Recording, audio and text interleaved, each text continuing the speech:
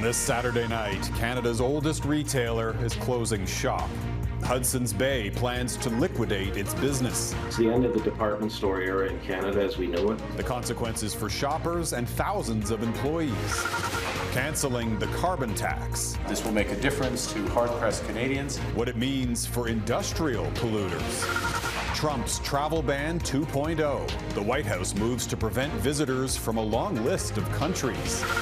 Plus, protecting the Arctic.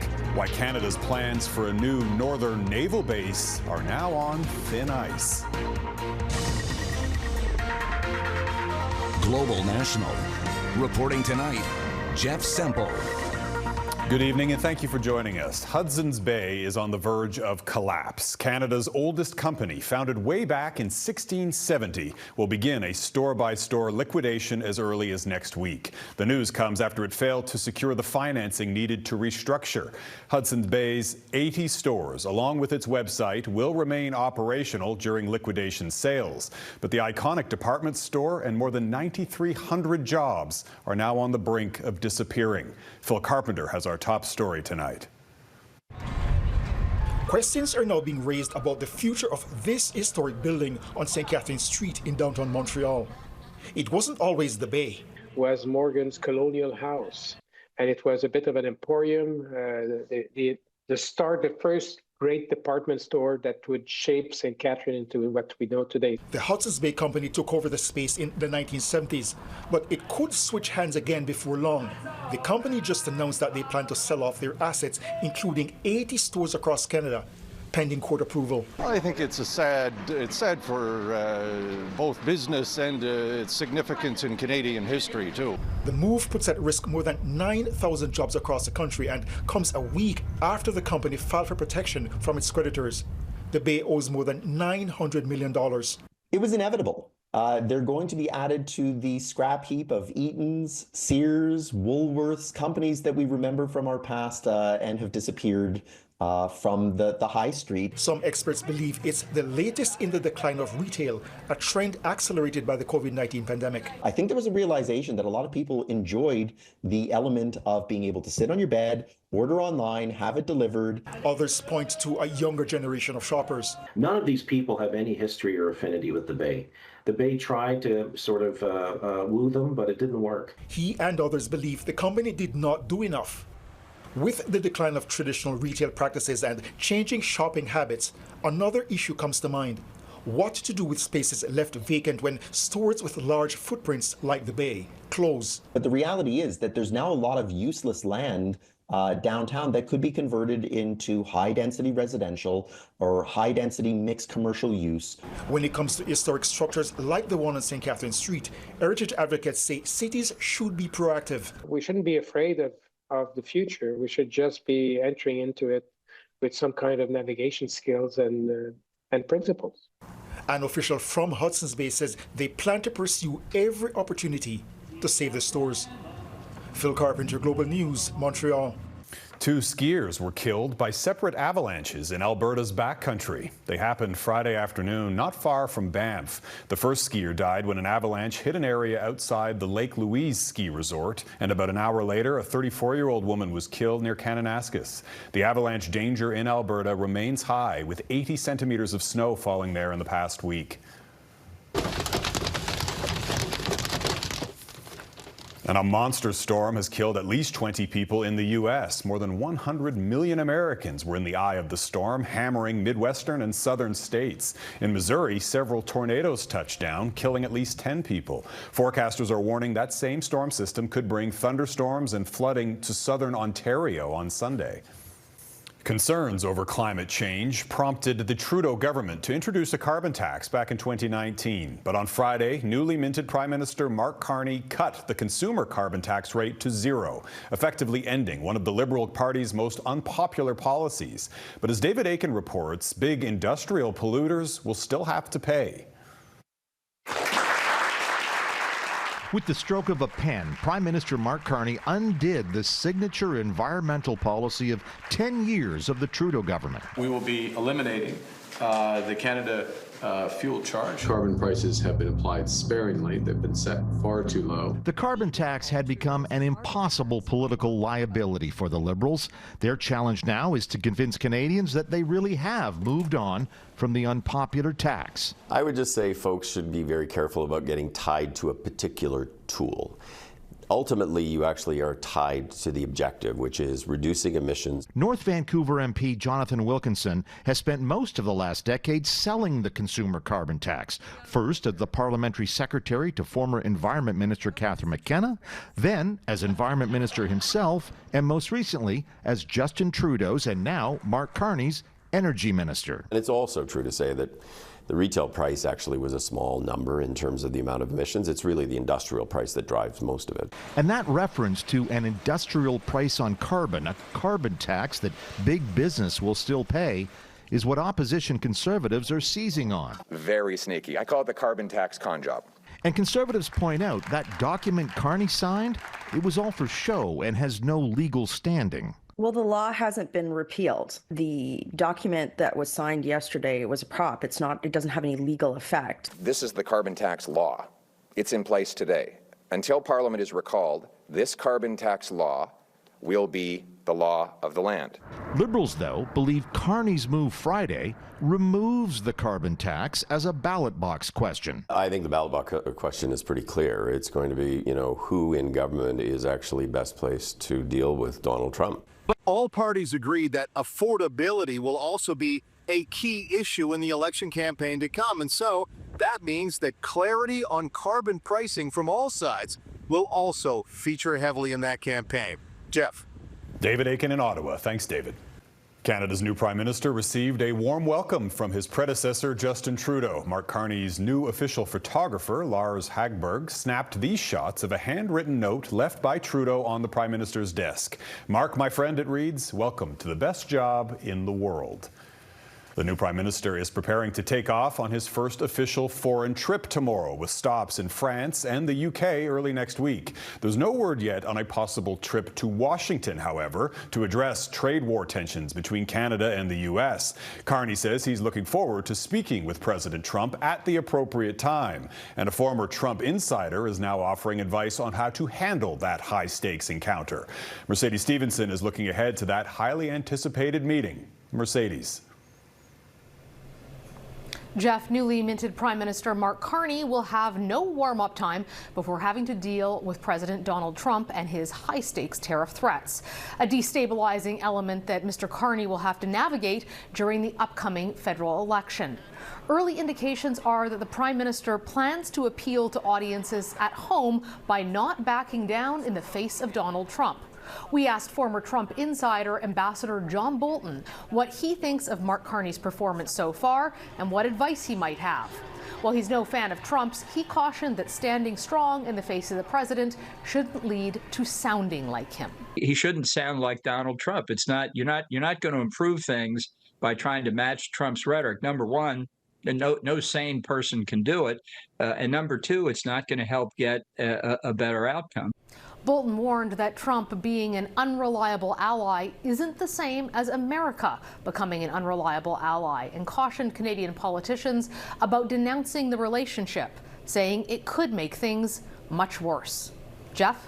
Mercedes Stevenson in Ottawa. Thanks, Mercedes. And you can watch the full interview with John Bolton tomorrow morning on the West Block. That's right here on Global. On his first full day as Prime Minister, Mark Carney joined a virtual meeting with other world leaders to discuss a path to peace for Ukraine. Dubbed the Coalition of the Willing, the meeting was hosted by Britain's Prime Minister, but did not include U.S. President Trump. Leaders discussed plans to increase military and financial support, as well as a possible peacekeeping mission.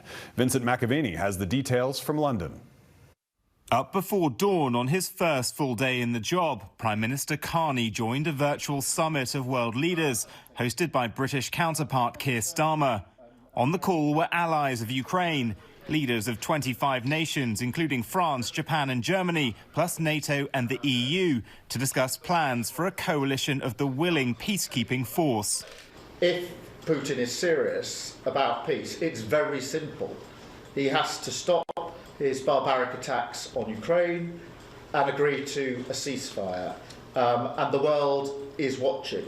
And my feeling is that sooner or later he's going to have to come to the table and engage in serious discussion. President Zelensky told leaders Putin is now doing everything to prevent a ceasefire and lying about the situation on the ground. The encirclement of Ukrainian military is a Putin's lie. There is no encirclement of Ukrainian military in Kursk region. What kind of signals are these coming from the Russian side? President Trump didn't join the meeting, but last night was confident Russia would engage. I feel that Russia is going to make a deal with us, I hope. We've spoken with President Putin, we've spoken with a lot of people, and Ukraine is waiting. Prime Minister Starmer says military leaders will now meet in London on Thursday to move to an operational phase of logistical planning. It's still not clear, though, who will commit troops beyond Britain and France. For Ukrainians suffering another weekend of drone strikes, the wait for peace goes on. Vincent McAviney, Global News, London. At least 10 people were killed in an Israeli airstrike on northern Gaza, marking the deadliest attack on the Strip since a ceasefire took effect in January. The victims reportedly included journalists and aid workers. Israel says it was targeting terrorists who were operating a drone. The strike comes after the U.S. proposed a deal to secure the release of more Hamas hostages in exchange for a month-long extension of the ceasefire. That proposal would also require Israel to lift its blockade of humanitarian aid into Gaza. And the U.S. released video of an airstrike in Iraq that it says killed the so-called Islamic State's second-in-command. Abdallah Maki Musli al-Rafai was also the terror group's chief of operations. According to the U.S. Central Command, American forces cooperated with Iraqi intelligence to carry out that airstrike. The U.S. also began large-scale military strikes today in Yemen, hitting dozens of targets controlled by the Iran-backed Houthi militia. The Houthi-run health ministry says that 9 people were killed. President Trump is threatening to significantly escalate those strikes unless Houthi fighters stop targeting commercial and naval ships operating in the region. The bombardment marks the most significant military action of Trump's second term. Emotional homecoming coming up. The BC woman detained for days by American immigration officials reunites with her family.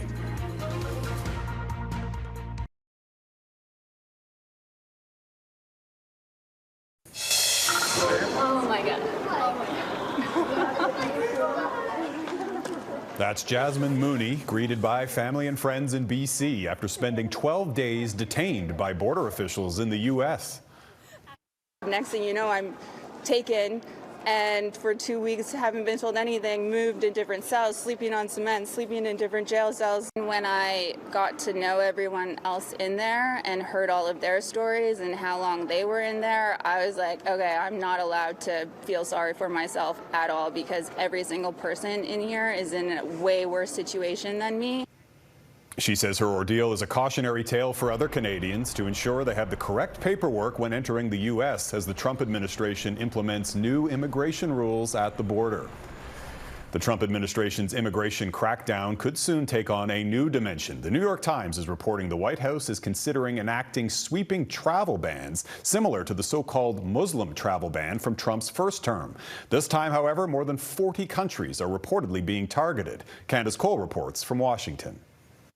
A new draft travel ban making the rounds at the White House recommends travel restrictions for 43 countries, primarily in the global south. It's clearly discriminating against developing nations.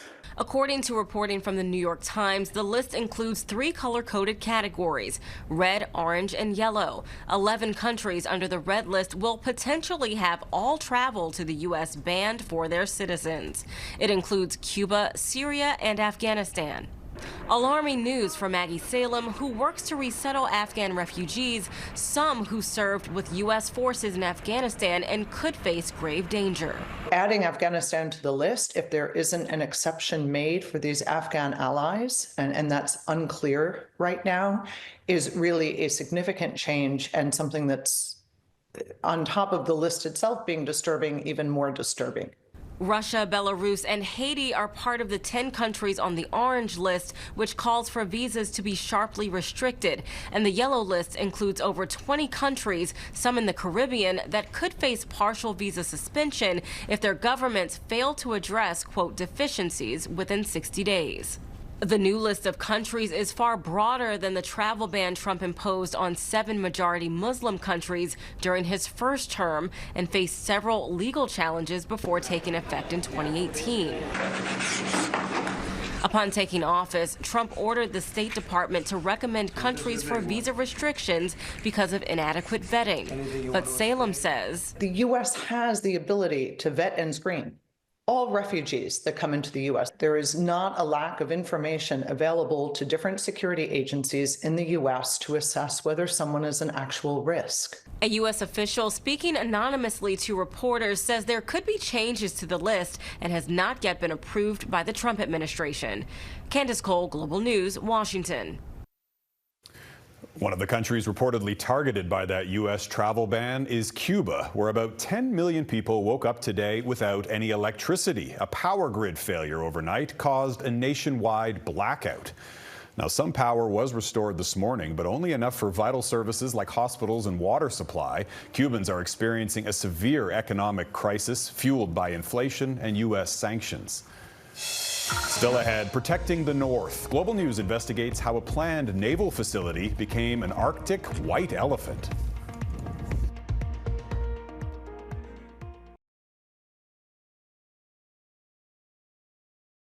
The federal government announced plans this month for 3 new military support hubs in northern Canada, part of a $2.5 billion plan to ramp up Canada's Arctic footprint over the next 20 years. It comes amid heightened competition in the region and growing pressure for Canada to spend more on defense. But as Krista Hesse reports, these Arctic infrastructure announcements haven't always materialized. Blanketed under a thick layer of snow, this naval refueling facility will be critical for Canada's Arctic defense strategy, if it ever gets up and running.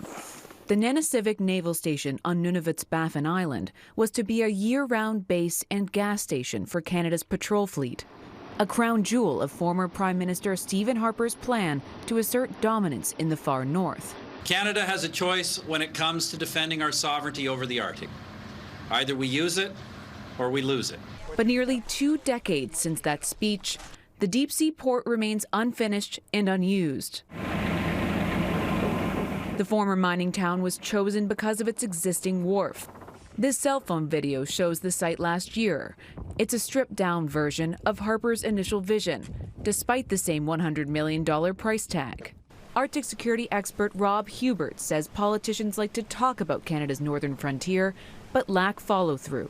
The policy pronouncements tend to be more politically motivated than anything to do with sort of strategic evaluation. The Conservative government will build Canada's first permanent Arctic military base since the Cold War. And last week, the Liberals shared new details about their plans for 3 new military hubs. The will of Canadians is very clear. We need to do more. But doing more could be challenging. Work on Nanisivik, as seen in this promotional video from 2018, was supposed to be completed 10 years ago, but it's still not done. And Global News has learned that the contractor went into receivership last year. The company, Almec Contracting, did not respond to requests for comment, and the Department of National Defense would not provide a new opening date. We've tried to learn from the experience of Nanisivik. There's a better way to approach this, and that's to work with the people of the North who understand the land. It's not about capability, it's about political will. Many Northerners welcome the new investments, but Nanisivik remains an unwelcome reminder that when it comes to the Arctic, Ottawa's grand plans don't always become a reality. Krista Hesse, Global News. Collateral damage coming up. A border community becomes the latest casualty of Trump's trade war.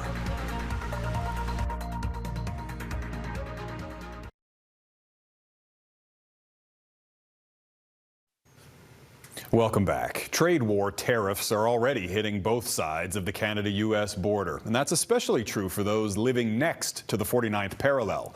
On the West Coast, that includes Point Roberts, Washington. It's an hour's drive from Vancouver and can only be reached by land through BC. Angela Jung has their story.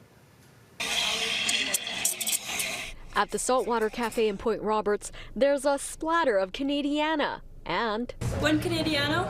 I'm a dual citizen, and 90% of my business is Canadian. Since the trade war started brewing, business has taken a nosedive. I'm about 55% down in business. We're right at lunch hour, and I should be full, and I'm not. At the only grocery store in town, it's eerily empty. I don't know how long we can continue. How dire is it? At the moment, we're close to scary. But the cost of business is piling up. Keeping this behemoth of a store heated and lit is substantial. The relationship between the two countries growing tense, and some experiencing hostility when they cross the border into Canada with Washington state license plates. They were being very aggressive, going back and forth, cutting me off. To help cool down the animosity, we came up with this bumper sticker that says Point Roberts supports Canada, and Point Roberts does. He hopes the symbiotic relationship doesn't end. All of Point Roberts is served by BC Hydroelectricity and Metro Vancouver Water. If they cut that off, it's done, it's over. The majority of cottage owners here are Canadians. Some say it's time to lend a hand. We should be buying Canadian as Canadian, yes. But Point Roberts depends on Canadians. And as a neighbor, we don't let our neighbors down. Or businesses here say they're afraid they may have to close up shop. Angela Jung, Global News.